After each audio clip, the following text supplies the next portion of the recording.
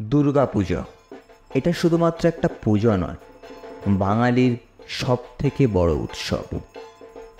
মহালয়া থেকে দশমী পর্যন্ত মানুষ দেবী দুর্গার আরাধনা করে।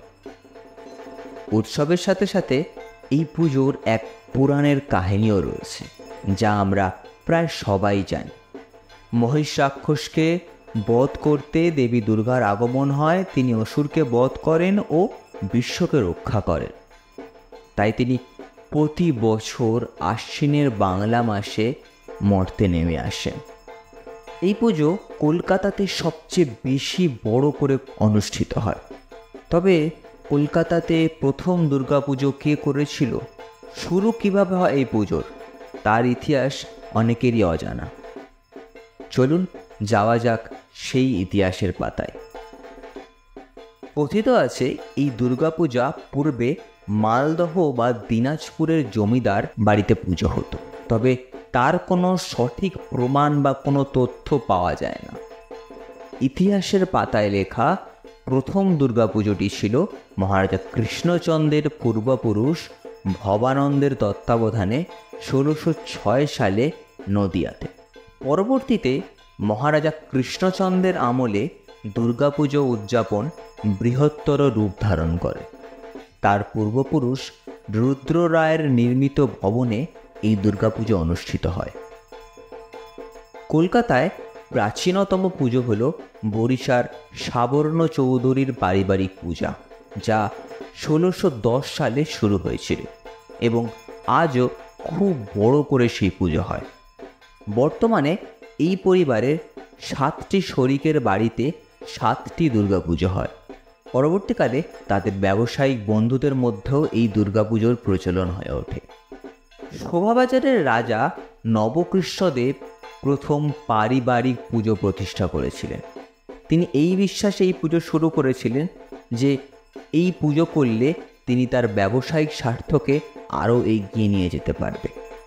1757 সালে পলাশীর যুদ্ধে জয়ী হওয়ার পরে রবার্ট ক্লাইভকে নবকৃষ্ণদেবের বাড়ি থেকে দুর্গাপুজোয় আসার জন্য আমন্ত্রণ জানানো হয়।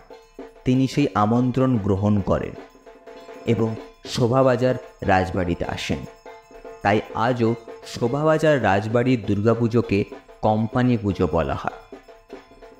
1761 সাল পর্যন্ত দুর্গাপুজো প্রধানত পারিবারিক উৎসব হিসেবে পালিত হতো, কিন্তু একবার যখন হুগলি জেলার গুপ্তিপাড়ায় এক পারিবারিক পুজোয় 12 জন যুবককে যেতে বাধা দেওয়া হয়েছিল, তখন তারা একটি 12 সদস্যের কমিটি গঠন করে এবং চাঁদা নিয়ে প্রথম দুর্গাপুজোর আয়োজন করেন।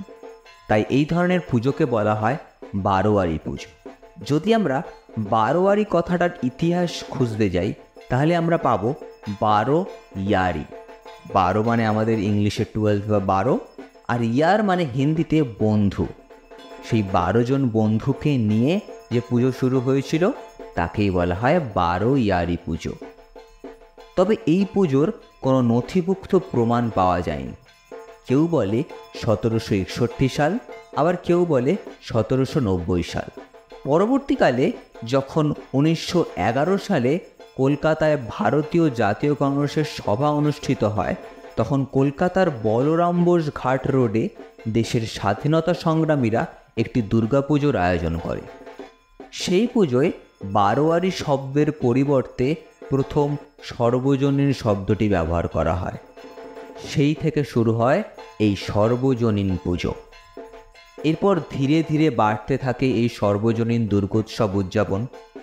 বিভিন্ন ক্লাব এই দুর্গাপুজো উদযাপন শুরু করে। প্রতিমা তৈরি থেকে শুরু করে প্যান্ডেল তৈরি সব কিছুতেই আধুনিকতার ছোঁয়া পেতে থাকে। শুরুতে একচালা মূর্তি নির্মাণ ও পুজো করা হলেও পরবর্তীতে তাতে নানান ধরনের শিল্পের ছোঁয়া লেগেছে। কখনো সেখানে উঠে আসে সামাজিক বিষয়, কখনো কখনো দেশ বিদেশের লোকশিল্পের ছোঁয়া, আবার কখনো কখনো শিল্পী পৌরাণিক চিত্রের ওপর ভিত্তি করে মূর্তি নির্মাণ করে। তবে এখনও বনেদি বাড়ির দুর্গাপুজোগুলোতে বাড়ির ঠাকুর দালানে একচালা প্রতিমা দিয়ে পুজো হয়। এই দুর্গাপুজো ধর্ম বর্ণ নির্বিশেষে সবাই উদযাপন করে। এই পুজো উদযাপনের আগে থেকে লোকেরা নতুন জামা কাপড় কেনাকাটা শুরু করে দেয়। তারপরে সেগুলো নিজে তো নেয়, অবশ্যই তাদের আত্মীয় এবং প্রিয়জনকে উপহার দেয়। এই সব মিলিয়ে এক মহোৎসবের সূচনা হয়। তো এই ছিল আমাদের কলকাতার পুজোর ইতিহাস। আশা করি গল্পটা আপনাদের ভালো লেগে থাকবে। যদি ভালো লেগে থাকে কমেন্ট বক্সে জানাবেন কতটা ভালো লেগেছে। আমাদের চ্যানেলের আরও গল্প পেতে চ্যানেলটা সাবস্ক্রাইব করবেন এবং নোটিফিকেশন বেলটাকে বাজিয়ে রাখবেন, যাতে যখনই আমরা কোনো ভিডিও আপলোড করি তখনই আপনারা সঙ্গে সঙ্গে তার নোটিফিকেশান পেয়ে যান। আজকে এই পর্যন্তই, দেখা হচ্ছে পরের ভিডিওতে। ধন্যবাদ।